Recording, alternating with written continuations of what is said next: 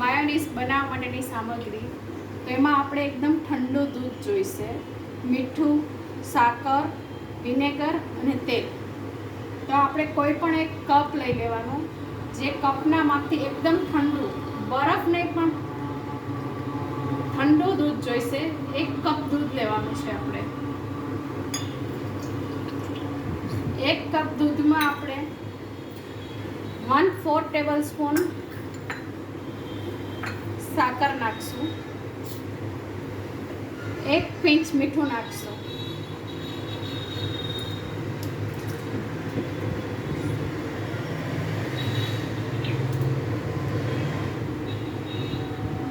અને અડધી ચમચી વિનેગર નાખશું.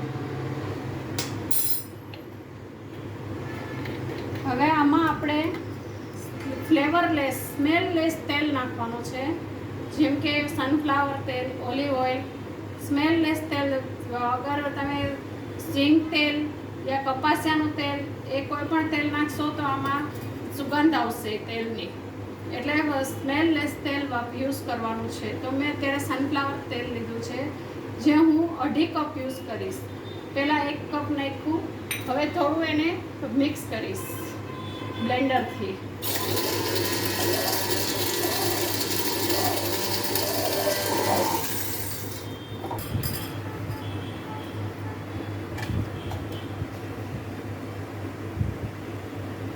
હવે આ બીજો કપ તેલ આપણે નાખશું.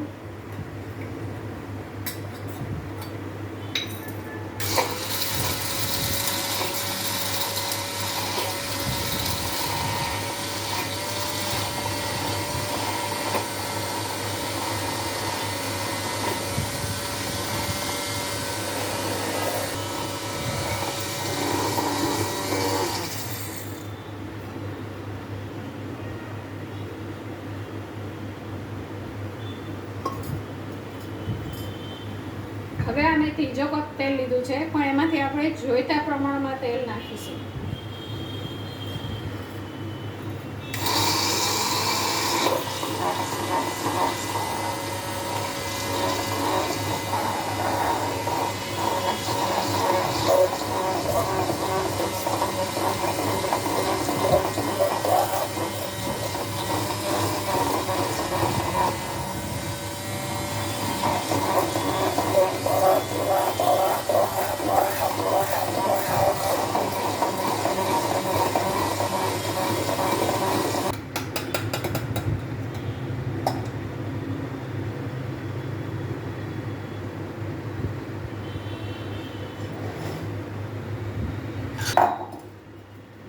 આપણું માયોનીઝ રેડી છે, તમે જોઈ શકો છો.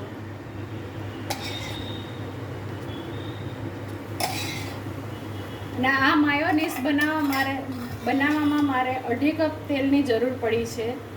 આપણે 2.5 કપ તેલ અને 1 કપ દૂધમાં આટલું માયોનીઝ બની ગયું છે. અને તમે જોઈ શકો છો માયોનીઝ બિલકુલ બજાર જેવું છે. હજી તમે આને 2 કલાક ફ્રીઝરમાં રાખી મૂકો એરટાઇટ કન્ટેનરમાં, એટલે બજાર જેવું જ થઈ જશે. અને આ બજાર કરતાં પણ હેલ્ધી વસ્તુ છે, જે ઘરની વસ્તુ છે. તો તમે બનાવો એને એન્જોય કરો. આમાં તમે કેચઅપ એડ કરો એટલે કેચઅપ માયોનીઝ થઈ જશે, જે તમે બાળકોને ટોસ્ટ સેન્ડવિચમાં પણ એડ કરી શકો છો. બર્ગરમાં નાખીને આપી શકો છો. છોકરાઓને માટે બર્ગર બનાવ્યું હોય તો એમાં તમે નાખી શકો છો એ માયોનીઝ. ગાર્લિક માયોનીઝ છે, મસ્ટર્ડ માયોનીઝ છે. તમે આમાં આ જ માયોનીઝમાંથી તમે બધું જ કરી શકો છો. Thank you.